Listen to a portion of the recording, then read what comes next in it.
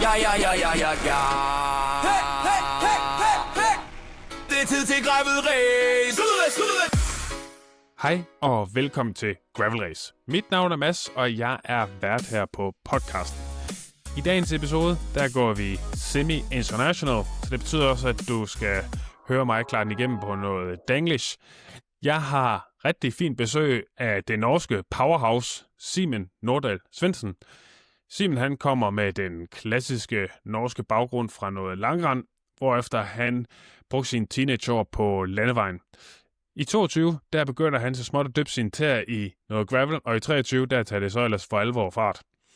Siden har han vundet The Rift et par gange, han har vundet Gravel Earth Series overall, og en masse andre helt vilde resultater. Så i den her episode, der får du chancen for at lære Simen bedre at kende, høre lidt omkring hans baggrund og udvikling igennem de seneste år, og så snakker vi også en del omkring hans tilgang til træning, hvor han ikke er bange for sådan at mixe det lidt op med noget løb og langrend for eksempel, og vi er også omkring noget Norwegian Method, som også er noget, han i hvert fald kigger hen imod. I 2026, der bliver Simen en del af den her Lifetime Grand Prix Series, som er den her amerikanske offroad cykelserie. Der er både noget mountainbike og noget gravel. Hvert år så udvælges der nogle ryttere, som har chancen for ligesom at konkurrere om overall sejren i den her serie. Så det er altså en eksklusiv klub han har fået lov til at blive medlem af. Det er bestemt ikke alle, der får den chance, så det er virkelig, virkelig stærkt. Jeg synes, det var en virkelig spændende snak, jeg havde med Simen. Jeg synes, han var en virkelig fed fyr. Så alt i alt en virkelig spændende og interessant episode forude. Dagens episode, den udgives i samarbejde med Optima Sport. Hos Optima Sport, der finder du flere forskellige produkter, som hjælper dig med din restitution. Men jeg vil gerne lige have lov at fremhæve deres recovery boots. Jeg har fået lov til at låne sådan et sæt, og det er virkelig lækkert. Jeg synes, det giver sådan lidt den samme fornemmelse, som når man har fået en rigtig lækker og god massage. Masser af ekstra lækkert blodomløb til benene, og så hjælper det også ret meget på væske i benene, som er noget, jeg godt kan døje sådan lidt med fra tid til anden. Lige nu, inde på Optima Sport, der kører de en kampagne, hvor man kan få 15% rabat på deres recovery boots. Allerede super lækkert. Men jeg har en kode, som giver 10% ekstra, altså oven i de 15%.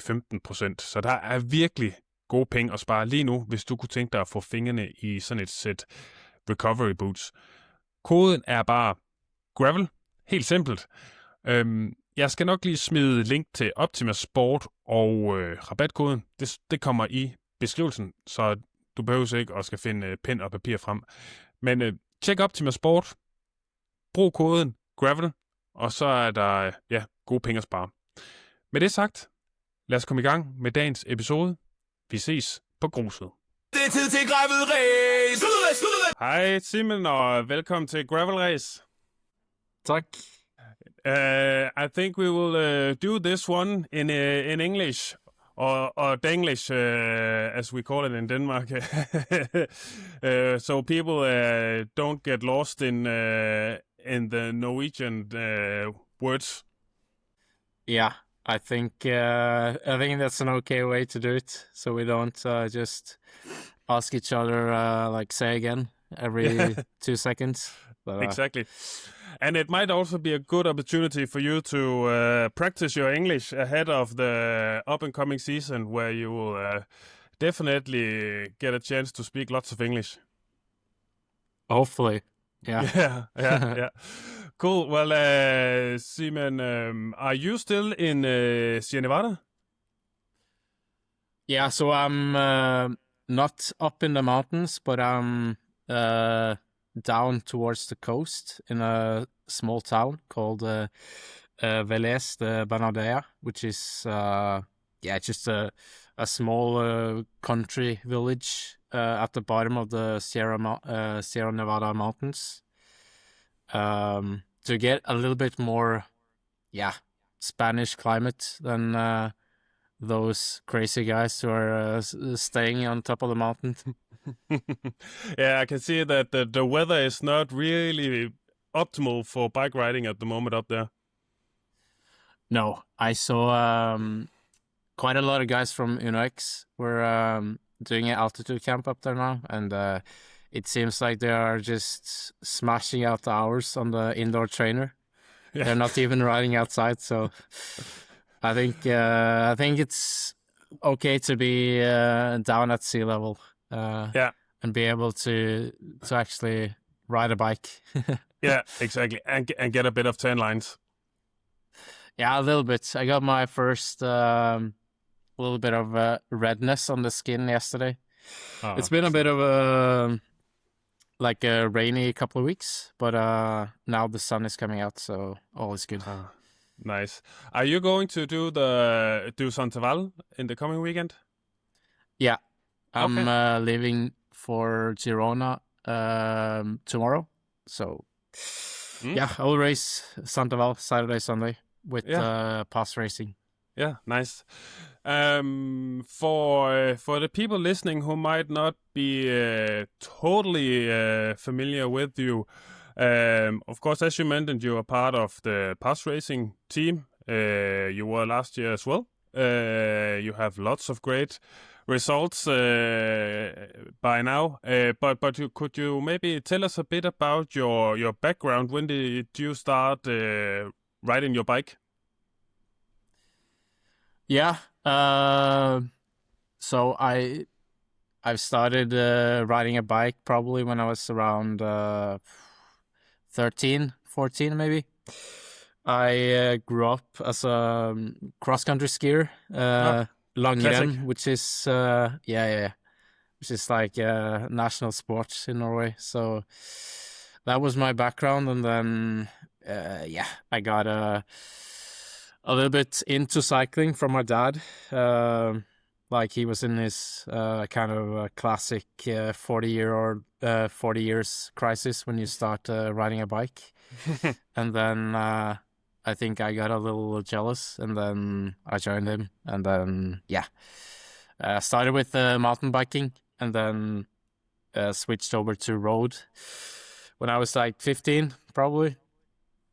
And then I competed on the road, like going full gas until I was under 23, and then transitioned into gravel racing a couple of years ago. It looks like when I look at cycling stats and so on, that 23 was your first time dipping your toes into the gravel. Yeah, I think 23 was the first like full gravel season I did. I believe I started in 22, the first year, the UCI Gravel World Series. The first year that was the thing. I did a couple of events, and then I really enjoyed that type of racing. So then I made a full switch in 23. Also because not a lot was happening for me on the road, unfortunately. So it was kind of a natural decision to just go all in on the gravel. And it as I can see, also in your 23 season, you as you mentioned, you went all in. Did the Badlands? That's normally something you do when you're done racing fast. You start just racing long, but you thought, let's go ahead and start out with 800 kilometers of gravel racing. Yeah, it was coming into that year. It was not the plan, but the plan was to try to race fast, and I had a breakthrough at the Rift in 2023. Where I won, and then a lot of stuff started happening, like with people wanting to sponsor me all of a sudden, and then I started talking with Farah, which is also my bike sponsors today, and they asked me like, hey, we're kind of invested in this crazy ultra race in Spain called Badlands. I had never heard about it before. And they asked me if I wanted to do it, and I was like, sure. But I probably didn't realize what it was. But yeah, it looked really cool. But yeah, on the start line, I was more like wanting to take it as a kind of just like a bit of a holiday in Spain. just ride slow and have fun. But it's funny when you start, start riding, and then you see people around you like pushing, and then you're like, oh, okay, I'm actually gonna race now. So yeah. I went full gas, and yeah, I got fourth in balance that year. I had a rear derailleur. I stopped working in the last 80k. I was stuck in single speed, so I went from second position to fourth, but it was still a cool experience. Yeah. So with your background in cross-country skiing and kind of the way gravel is maybe a bit closer to nature than the normal road racing, is there in a way a better match for you, getting more into the outdoors, with background being a lot in the outdoors, I could imagine. Yeah, I suppose it could be. I think in general I just enjoy sports, or like just being outside. I just came back from a run now, and I just enjoy doing activities outside, hiking, skiing, everything. And I think gravel is definitely like a little bit more, or at least it was a little bit more like in that spirit of just like doing fun stuff outside. I think it's becoming more and more professionalized these days, but it was definitely a part of like what interested me, and just the way that gravel races, when I started doing them, they were very different to what you would experience on the road. And I think they still are in a way, but I think you also see with the new races with the UCI, but also with like the big races, they're becoming more and more kind of into the same trajectory. But still really enjoy doing them. Yeah. There's still, I guess, maybe some growing up to do for the entire gravel scene. What kind of racing do we want it to be? Or it could be all of the things at the same time. Should it be something that's also going to test your maybe technical ability, some rougher surfaces to ride on, or should it be easier surfaces, just light gravel? But for now there's still a ways to go to find out in a way. Yeah, and I think there are like different organizers who are going a little bit different ways. I think what you see with the UCI is very like road focused. They're doing kind of short circuit races, like maybe 40-50k, and you do 3 laps or something, and it's pretty full, like almost like a road race. You have what do you call them, feed stations. Like you can pick up a bottle every hour if you want, whilst kind of the more traditional gravel races, like the ones I really enjoy doing, are, for example, Traka 360 Unbound, where you are out there for 10 hours and you have like maximum 2 possibilities to pick up bottles or something from side of the road. So it's I think it's a little bit different, and I think people probably view it a little bit different to how they think it's supposed to be. But I think it's nice that we have organizers who want to do it different, so you can kind of choose, okay, do you want to do more like the road racing on dirt, or do you want to do like more of like a traditional gravel, more like that type of experience race? Yeah. Yeah. Yeah. Yeah. Yeah. There's room for all of it. That's the great part. Yeah, I think so. So, if 23 was kind of your introduction to gravel, you definitely did something right coming into 2024. There was you were the overall winner of the Gravel Earth series, and you defended your title at the Rift, and the Garmin World Champs. That might be a bit of a misleading title, but anyways, it's still a big race in the US. So coming into the 2024 season, did you do anything different, or did you just, do it right? Yeah, I think you always ask yourself the question, like, what did I do that like made everything click? But I think it's a little bit.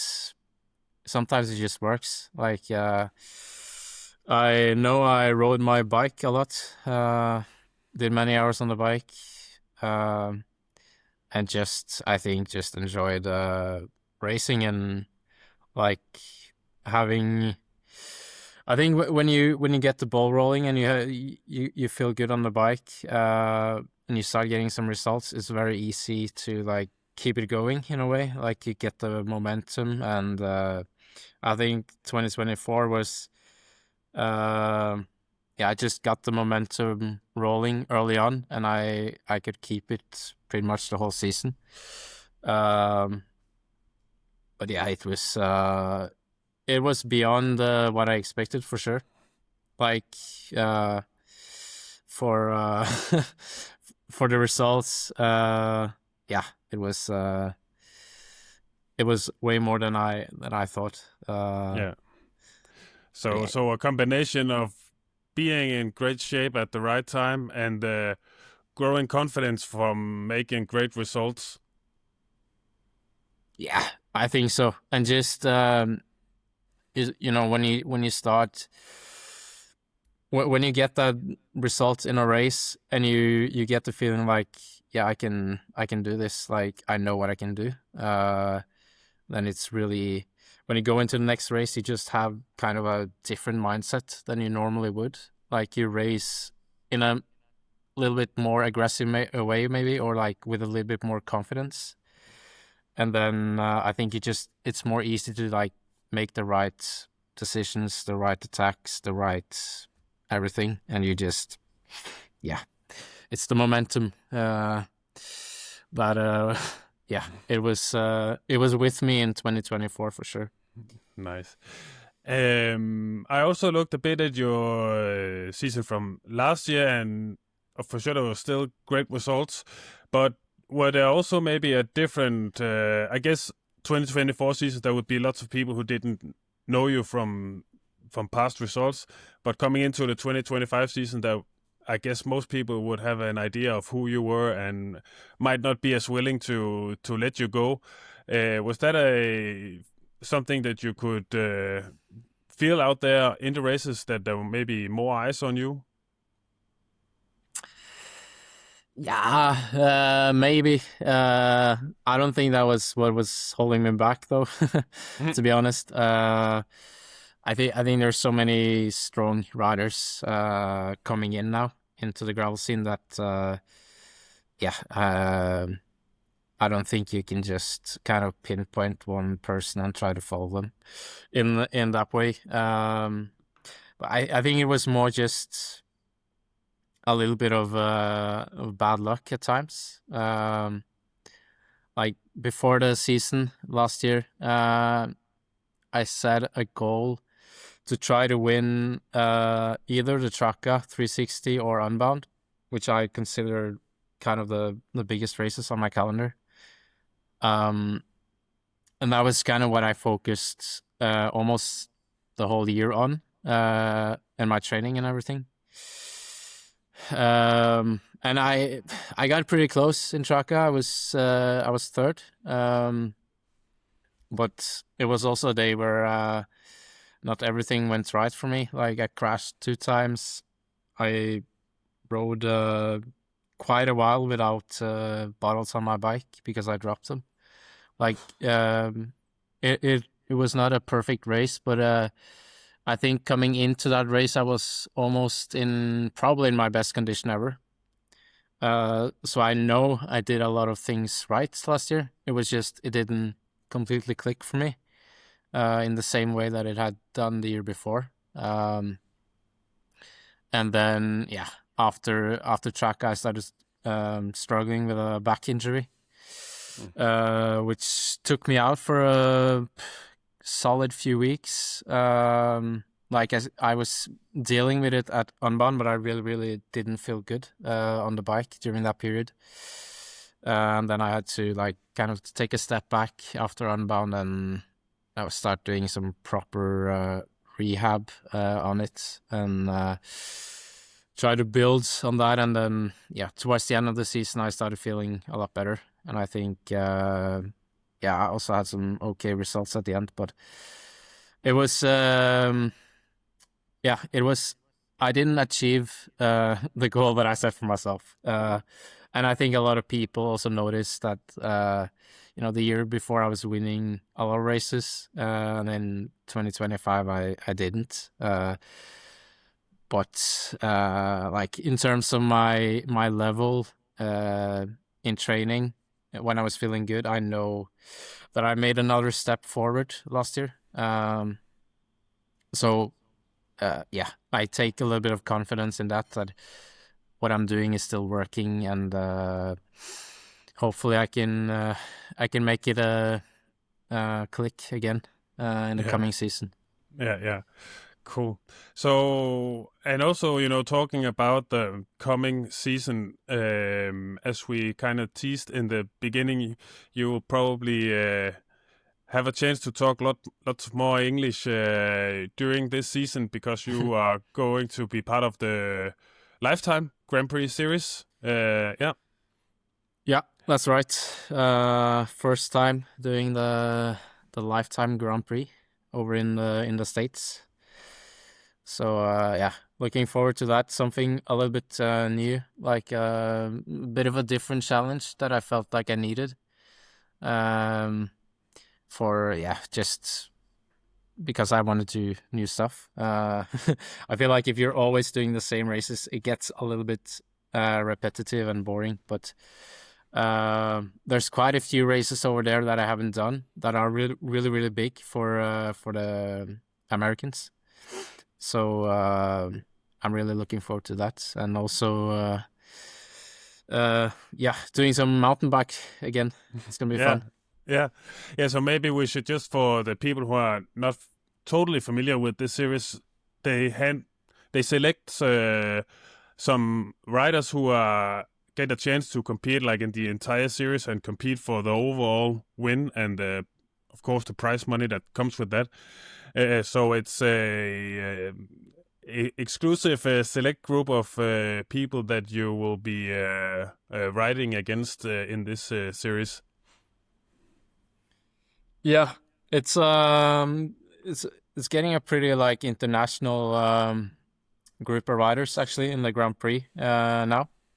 It used to be mostly North Americans, but now I think we see a lot of Europeans on that roster too. So it's gonna be exciting. I was really happy I got selected. Even after maybe not the best season last year, but it's a good chance to show myself in 2026. Yeah. So one thing I would really like to hear a bit more about is your training. You mentioned that you just went on a run earlier today, and I've seen also clips of you on Instagram doing some cross-country skiing and also some running with poles and stuff. Is this way of training, combining different kinds of sports, is that like the way you structure your training overall? Yeah, I think it's first of all, I think if you wanna be really good at riding bikes, you have to ride a bike a lot. Like you have to do a lot of hours on a bike. But I think it's nice to do a little bit of like variety, especially during the period that we are in now. And it's from my background, that's kind of what we did. When I used to compete in cross-country skiing, it was always like you cannot do cross-country skiing the whole year because you only have snow in a few months. So you have to do everything else in the summer. So we would run, ride a bike, roller ski, everything. So I think it's probably like a little bit of mentality from back then, but also just wanting to I really enjoy it, to be honest. Like I enjoy going for these like running intervals up a climb, even though it's hard. It's like it's kind of enjoyable too. So Yeah. it's just I just enjoy the variety, I think. Yeah, and maybe also a way to keep the training, of course, to keep it fresh from a mental standpoint, but also for the body, give it different kinds of stimulus that is difficult to achieve on the bike. And I know that for sure it will be quite easy to get in some high-end intervals running up a hill. That's something that's gonna hurt. Yeah, for sure. I think it's there's a word for it, but which I don't remember. But it's kind of goes like that. You know, you want to challenge your body in different ways to kind of maximize the potential in a way. If you're only doing the same thing over and over, the same interval, 365 days a year or like every week, I think you're might be limiting your adaptations. If you're able to do a little bit more variety, it could be really good for you. Also, for me, I struggled a lot with injuries throughout my career, so I know this really helps, like doing something else than just pedaling circles the whole year. It can be like cycling is low impact until you get a little tingle in your knee or something, and then it doesn't stop. So it's good to just keep your body fit and healthy in other ways too. Yeah, and maybe also, of course, when you run with the poles and also do the cross-country skiing, you're also using your upper body way more than you do on your bike, and that's, I guess, is something that will also be a great asset, in terms of overall health. Yeah, I think so. I think cycling is notorious for having like really, really low bone density. And it's a good idea to focus on your overall health through at least some months of the year, where you can do a little bit other stuff too. And I think also for me it's I looked at it after last season, like one of the things I wanted to improve myself also was like just VO2 max, and I know probably one of the most efficient ways for me to reach higher VO2 max is running as hard as I can up a hill until my heart almost explodes. So I hope it's gonna help a little bit with that as well. Yeah, nice. And these years we see lots of talk about the way people train in Norway, the Norwegian model and stuff. Of course, you have great talent coming, especially from your background. From the cross country skiing. People are also well known for having extremely high VO2 maxes, and there's coming, this whole talk about the way people train from Norway. Of course, you have the stuff people like the triathletes Gustav Iden and so on, and Christian Blumenfeld. You also start to see lots of great bike riders coming as well. Is that something you kind of use as well? The framework of the Norwegian model, if you can say so. Yeah, at least partly. I do coach myself, actually. So, yeah, I would say I do more of it now than I did before. Like if you say like the Norwegian method, in terms of like, I guess what you would describe the Norwegian method is just like a lot of controlling intensity, basically, like using lactate, power, all the metrics you can to control your intensity and train at like certain level zones that you want to improve at, which I'm definitely doing a lot more of now.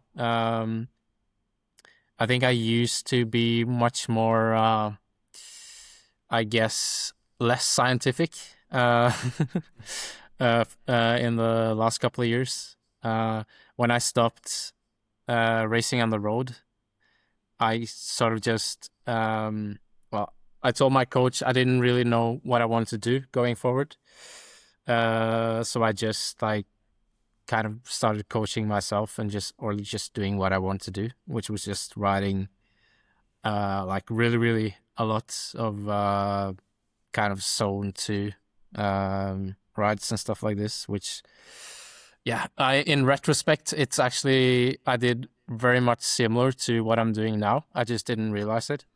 Or like back then I didn't know what LT1 was, for example, but I now realize I was riding LT1 on every climb. So it's a little bit funny, but it's it's just you're like measuring, controlling more. I have bought my first lactate meter this winter too, so yeah, I think I'm getting there.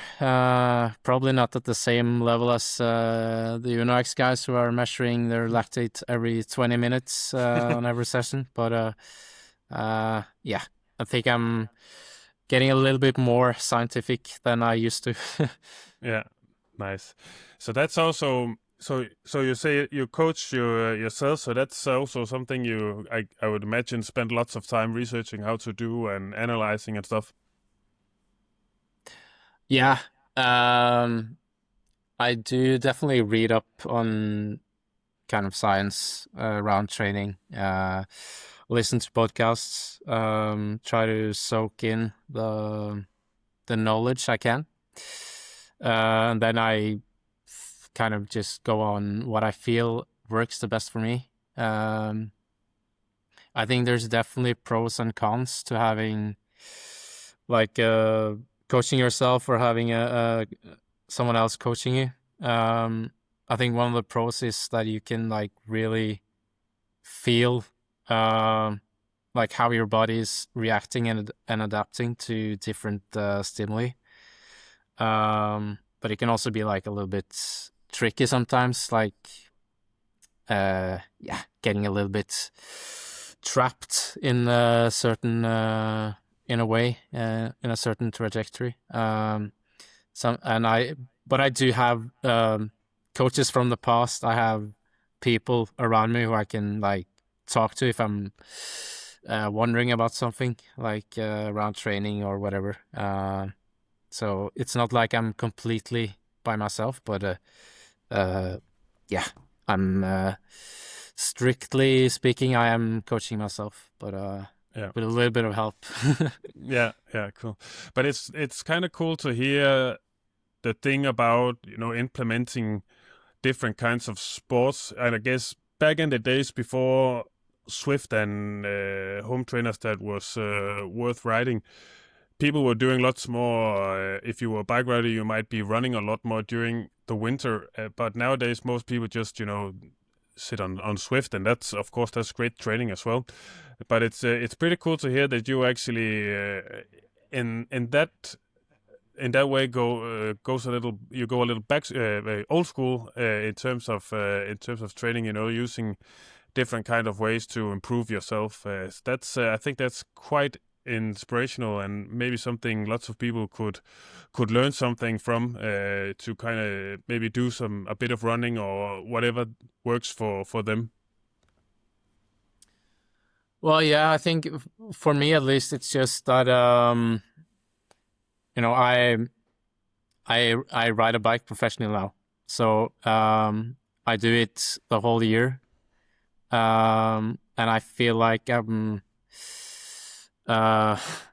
like almost reaching a ceiling in terms of like how much I can ride, because I'm like, if I get past a certain amount of riding, I will start feeling maybe some small injuries or something. So my way of kind of being able to train more is to do a little bit more variety, actually, because I can go cross country skiing, for example, for 5-6 hours, and it's extremely low impact. Like, your cardiovascular system is working a lot. Like, cross country skiing is, I think, very, very good, like, endurance training. But you're like making almost no impact with the ground. So like for injuries, I don't think you can get injured almost doing cross country skiing, but you can do so much volume at a low muscular cost compared to cycling, where it's pretty hard to do a 5-6 hour ride at 270 watts. It's like you can really feel your legs afterwards. But it's, if I combine the two, I can do a bit more. That's my theory, at least. But then, when we come to February, March, April, and we get close to the races, I definitely need to like transition into doing those really, really long rides solely on the bike too, which is kind of what I'm doing at the moment. Last weekend I did 8 hours outside. 250k. Yeah. Just to like start getting those like I guess like adaptations to like get used to it again, like doing those really, really long races. Yeah, that continuously pushing the pedals for hours and hours and hours. Yeah, exactly. Yeah, cool. So if you were to describe what do you think makes you a great gravel rider?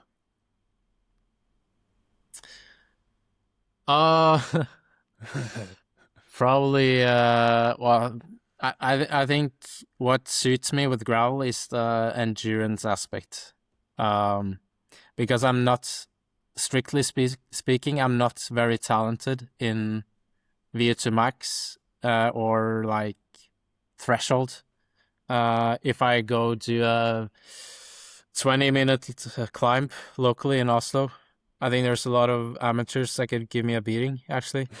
But when we go to 360 kilometers in like very challenging terrain in Girona, I know I'm very, very good, especially in the second half of that race. So I think it's the endurance aspect of it is what really suits me with gravel racing. Yeah. I don't know why. Probably a little bit genetic, maybe a little bit training, but it just does. Yeah. So that's I could imagine that's also why you maybe find some of the races like the Drenge and the Lifetime Grand Prix races maybe suits you a bit better than the usual UCI gravel races. Yeah, exactly. I think I definitely. I think I'm way more competitive at the long stuff than the UCI stuff. So that's kind of what I have realized in the last couple of seasons, and so I'm also kind of what I've transitioned myself into training towards. So yeah, I think I'm hopefully getting even better at that, and then yeah, probably a little bit less good at the short stuff too. Yeah. It's difficult to be good at both at the same time. That takes a different kind of animal. Yeah, I think it's some people can probably do it, but it's a little bit like contradictory with the energy systems in your body and stuff. Like you either train a certain way or the other, and you will like there is a balance there, and you need to find kind of what you need to target. Yeah. Cool. So in terms of this year, this season, and of course, I guess the entire Lifetime Grand Prix will be a major goal for you. But if you're to pinpoint, certain races during this year that where you think, okay, this is a race where I really want to perform. Yeah, it's gonna be a little bit boring answer, but it will be the same like last year. I think I have so Unbound for sure is like probably the biggest race on the calendar I'm doing. And it is a race that I know I can perform well at. In 2024, I was 6th. But I think one race that is like, I feel like I have a little bit of unfinished business with is the Traka. I was 4th in 2024. Crashed 3K from the finish, broke my bike, and lost the podium. And then last year, probably the best shape of my life, but yeah, it didn't go my way, but finished 3rd. But so it's one of the races where I feel like it's been very close, but it hasn't like clicked properly. So I'm gonna try and win that in 2026, but it's gonna be tough. More guys coming from the 200, I think. I heard some. Well, last time I spoke with Mats Wurtz, he said he was doing the 360. I think. Okay. He was the winner of the 200 last year. Yeah. And yeah, more guys probably as well. Competition is just getting tougher. So yeah. It would be interesting for sure. It's been a good race for pass racing the last few years, especially on the 360. Tobias taken that one for 2 years in a row, and Mads did the 200 last year. So yeah, it would be great for you to continue the tradition this year. Yeah, I think someone's got to do it. I don't think Pass will accept not winning the Traka. No. So someone's got to do it. So yeah, I'm gonna try and step up this time. Is being a part of of pass racing, is that something that kind of gives you out there during the races? Is that something that kind of makes it more fun to race in a way, or I don't know how else to ask it, but is it something that kind of adds value to your racing, during the racing situation? Yeah, for sure, 100%. It's I think it's hard to be a privateer doing these gravel races that you are traveling around Europe or the world even. Like if you're doing everything on your own, I think it's gonna be really, really hard. But I think what we have with pass racing is a bit of a community. Like we are going to these races together. Like strictly speaking, yeah, we are a team, but we are also like racing for ourselves in a way. It's a bit of a weird one with gravel, but yeah. I think the main thing for us is that we, even though we race for our own results, it's like just being together around the races, and like just having a nice environment to be in, a relaxed environment that kind of allows for performing at the best level that you can. So Yeah. 100% a big reason why it has been really successful with pass racing. I mean, with Carolina, everything she has won these past years, Tobias, and now with the new guys, Magnus, Mats last year. Yeah. It's the results speak for themselves. That's for sure. Yeah, but Simen, I'm actually through the entire sheet of questions for you, but it's been super cool to get to know you, and I am very excited to follow your journey, especially in the Lifetime Grand Prix. It would be very cool to get some Scandinavian in the mix and show them how it's done over there. Yeah, I'm excited too. We're gonna be 3 Norwegians in the Lifetime Grand Prix this year, and no Danish. So yeah, I think we better step up. Someone's got to step up. Yeah, But yeah, it's gonna be fun. Looking forward to it. Yeah, cool. Well, thank you so much for your time. Thank you for having me.